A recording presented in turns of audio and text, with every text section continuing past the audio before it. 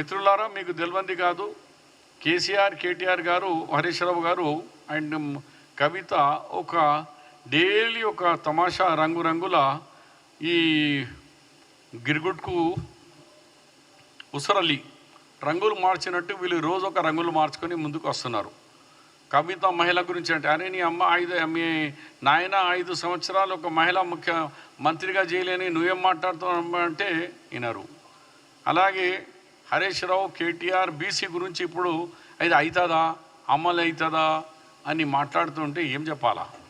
మీరు బీజేపీతో అంత దగ్గర ఉన్నవాళ్ళు, దాదాపు మన 10 సంవత్సరాల్లో 14 కాంట్రవర్సీ బిల్స్, ట్రిపుల్ తలాక్ కానీ, ఆర్టికల్ 370 కానీ, సిటిజన్స్ అమెండ్మెంట్ బిల్ కానీ, అలాంటి ఎన్నో బిల్స్కు బీజేపీకి మద్దతు ఇచ్చినారు. కానీ బీసీలకు 22%కి 42% చేసేందుకు మీకు చేతగాలే. మీరు కనీసం అది అర్జీ కూడా పెట్టాలి అసెంబ్లీలో పాస్ చేసి. అసెంబ్లీలో కూడా పాస్ చేసింది మైనారిటీ ముస్లిమ్స్కు 4 నుంచి 12%, ట్రైబల్కు 10 అన్నారు. కానీ బీసీ రిజర్వేషన్ మీరు అసెంబ్లీలో కూడా పెట్టే శాతకాలే మీరు. ఇక మీకు మాట్లాడేది ఏముంది?